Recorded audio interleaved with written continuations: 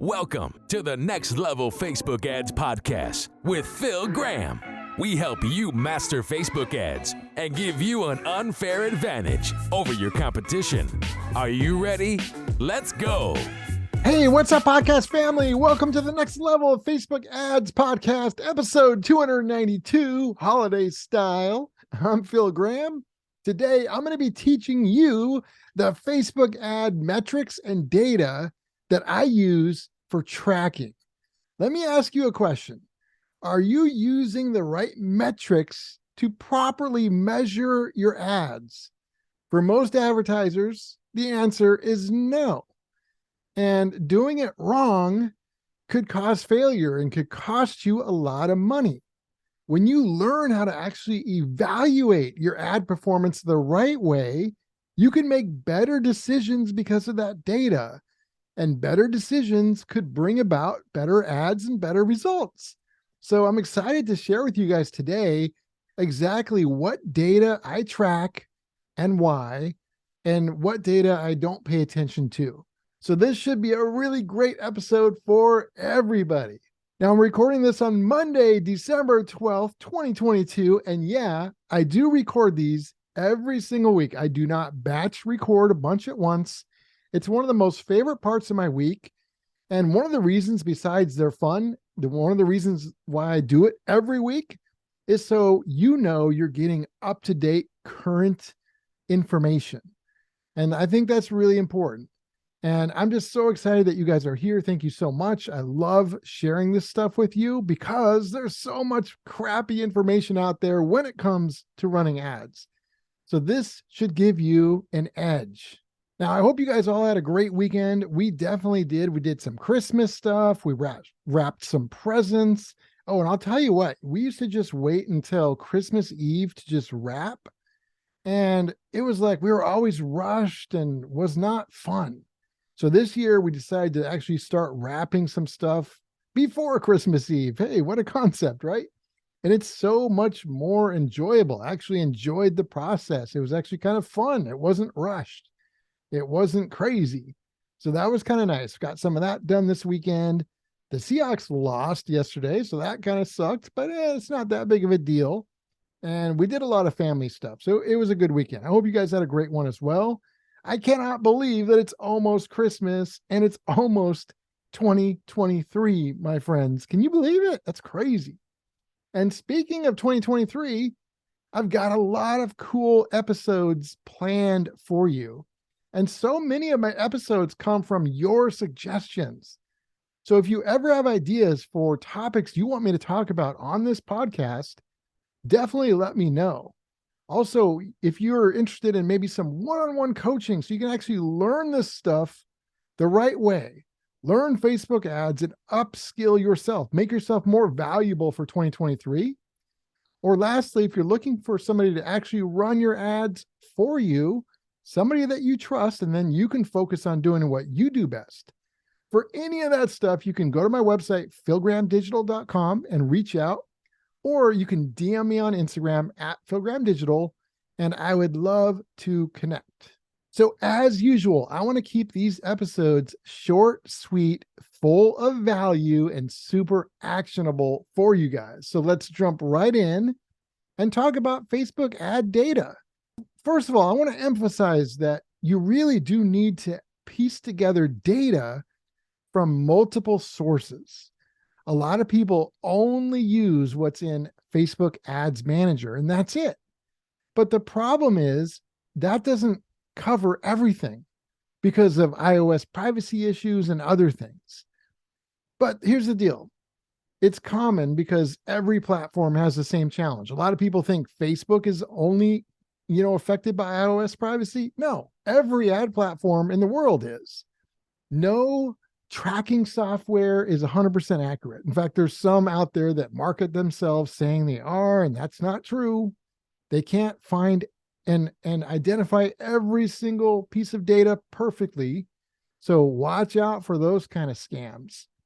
But what you can do to protect yourself and evaluate data more properly is to piece together that data from multiple sources, like I said. So what I like to do is I do use what's in Ads Manager, but I also look at Google Analytics. I also look at overall sales and sales by product. I look at what's in Shopify data or WordPress data or whatever software you have, whatever your website is built on. I look at data there. And I usually have Hotjar on the site as well, which is a heat map and video tracking.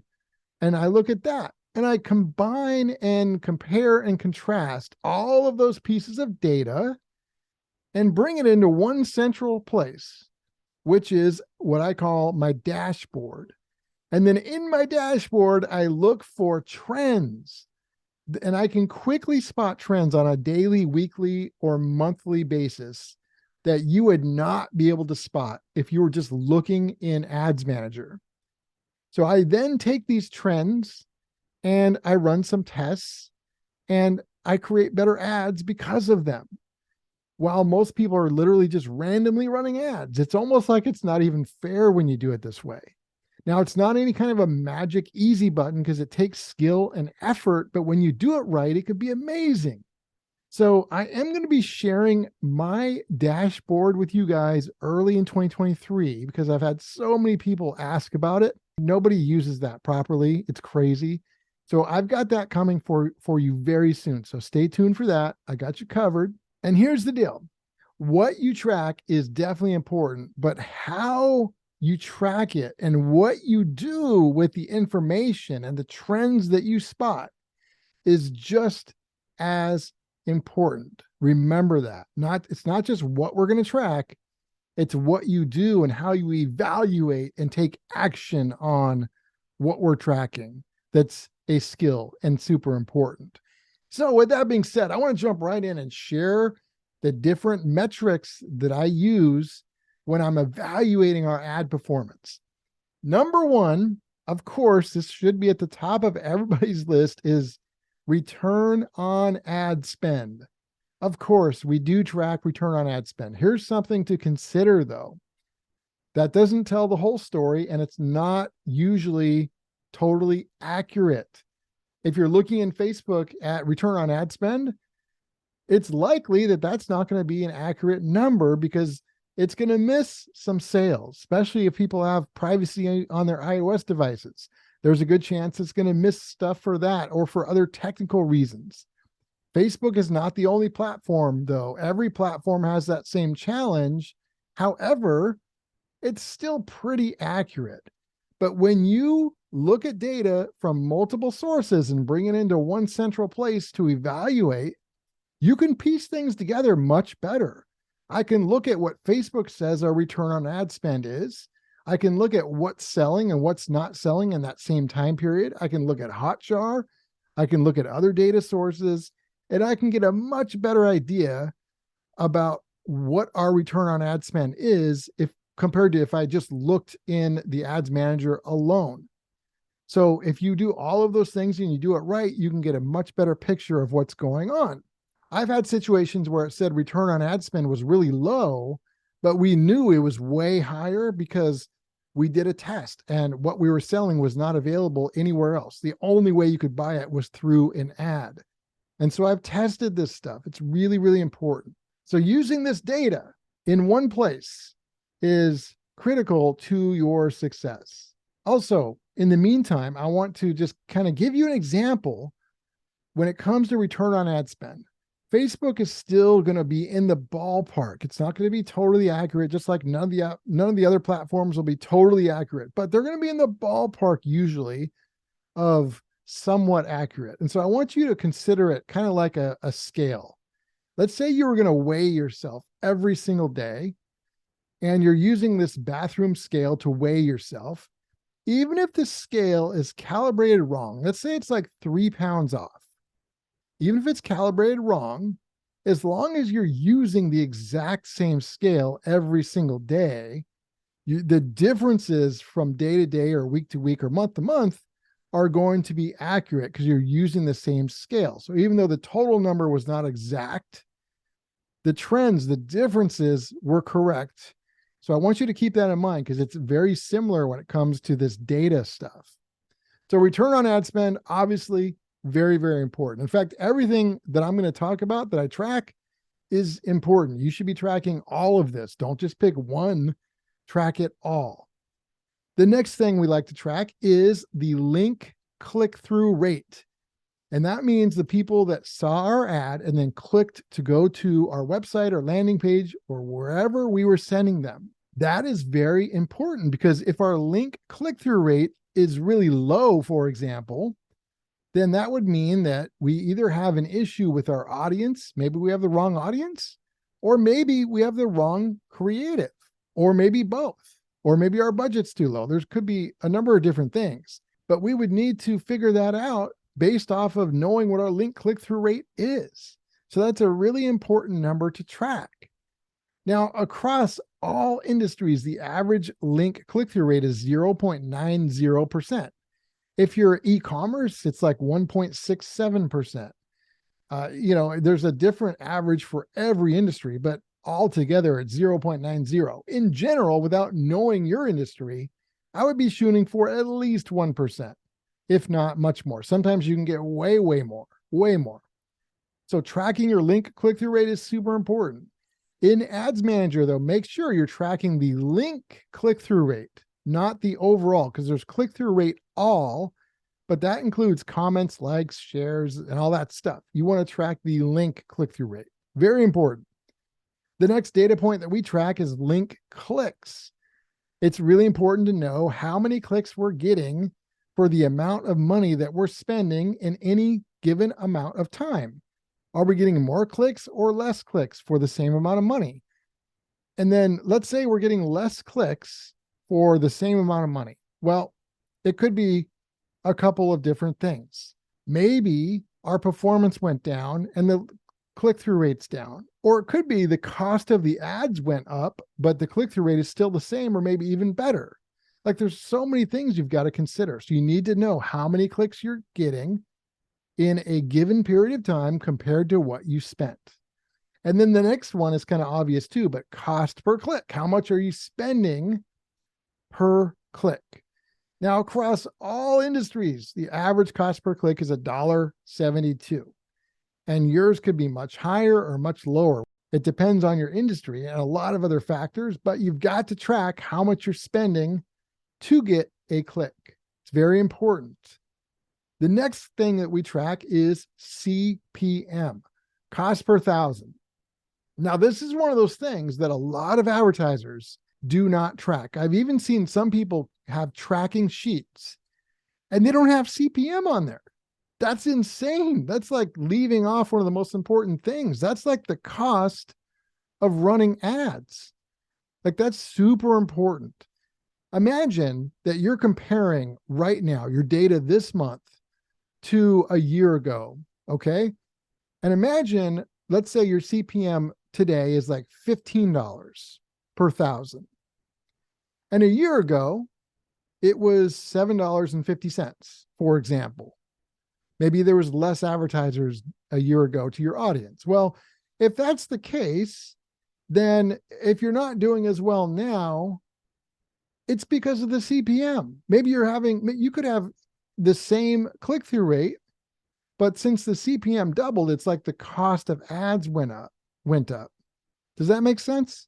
So if you don't know that, you're just going to think your ads suck. Well, maybe they don't. It might be the cost.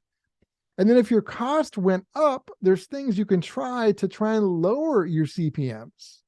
And you can obviously try and do things within the ad as well to try and reduce your costs. But if you don't know any of that, how are you going to know to try and test different things? So you've got to really be tracking your CPMs as well. The next category that we track is reach. How many unique people did you reach? One of the ones that I don't track as much is impressions. I still track it, but it's just not that huge of a deal. Impressions is the total amount of times your ads have been seen. Reach is the total unique people that saw an ad. So if somebody saw it 2 or 3 times, that would show up in impressions. But reach is the number of unique people that have seen it. That's really important. So I like to know how many unique people have seen it one time, and that's reach. The next category I track is frequency. This is another one that I think a lot of people don't really pay attention to, And they really should, because frequency is the amount of times on average that your audience has seen your ad, the people that have seen it. So for example, I've seen some situations where I looked and I saw somebody that had a frequency of like 10. You know what that means? It means the people that saw their ad saw it 10 times, the exact same ad. That's crazy. I'm sure you've probably had that happen to where you've seen ads over and over and over again, and it started ticking you off because you're tired of seeing the exact same ad. You feel like they're just bombarding you. It creates a bad experience.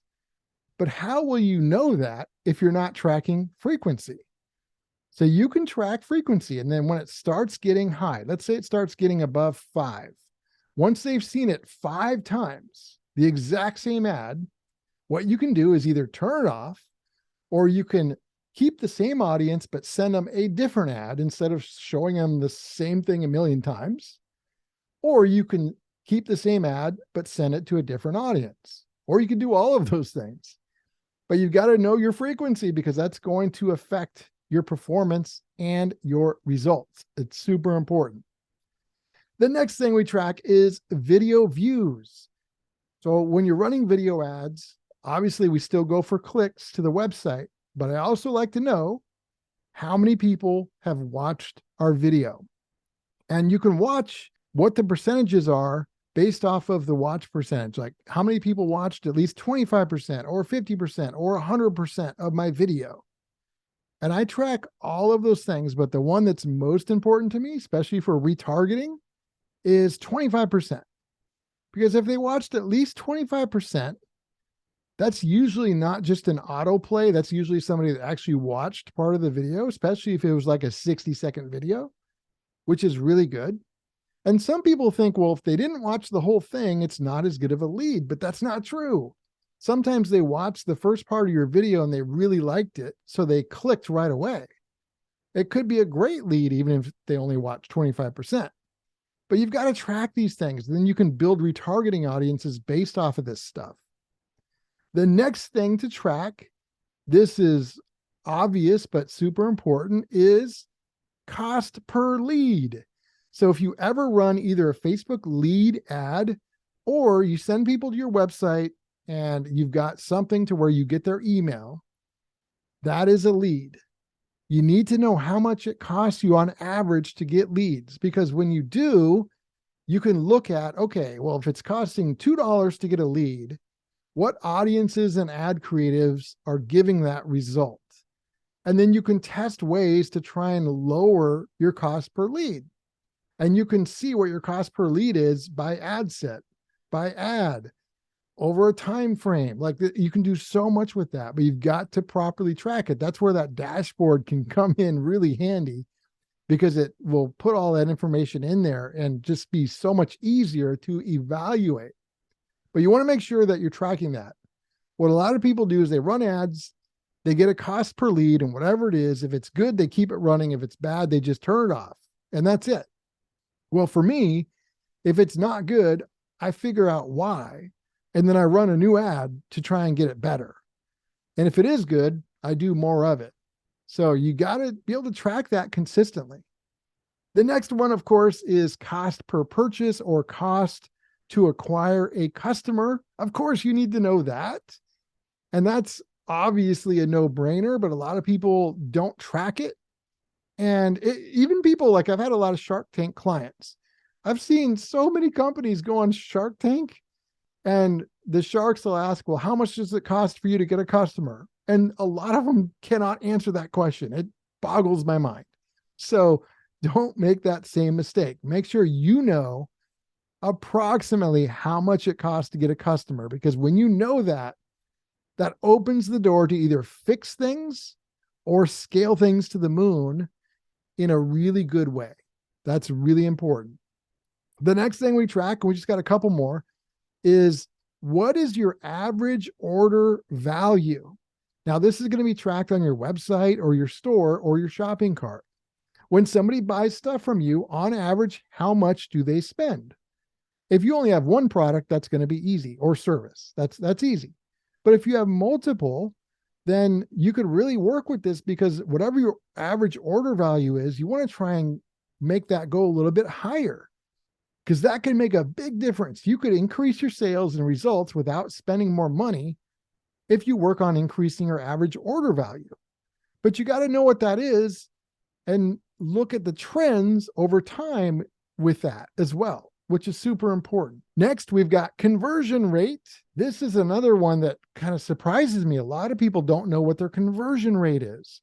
So when somebody hits your landing page or your store or your product page, what percentage of those people end up buying or becoming a lead? What is that conversion rate? You need to always know what that is. And then based off of the number, if it's not where it needs to be, you've got to figure out why, and then you've got to fix it. And most people don't really know their conversion rate, or they might know, but they don't really know what to do with the number. So that's really important. I'll talk more about that in a future episode. We'll go into more depth on that, but make sure that you are tracking your conversion rate.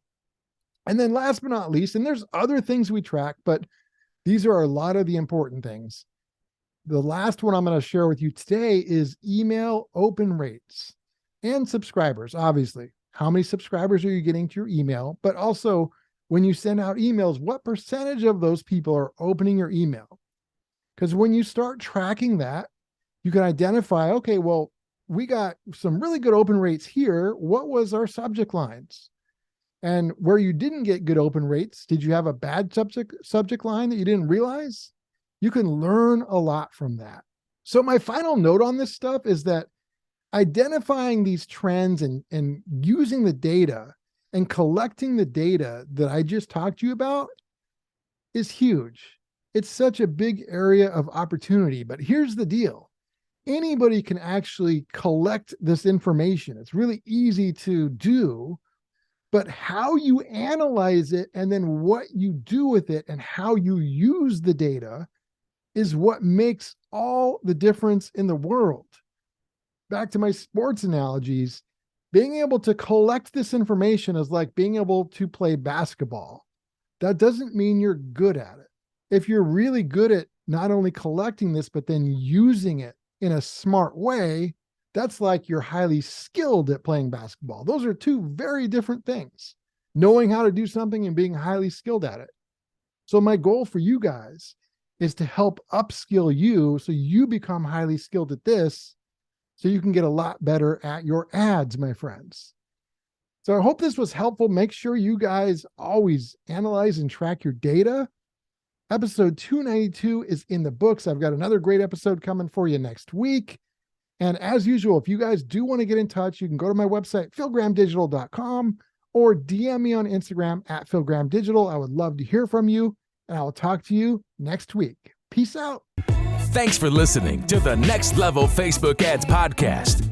Please remember to subscribe and share this with all your friends. For show notes, more tips, and to learn more about Phil, please visit philgrahamdigital.com/podcast.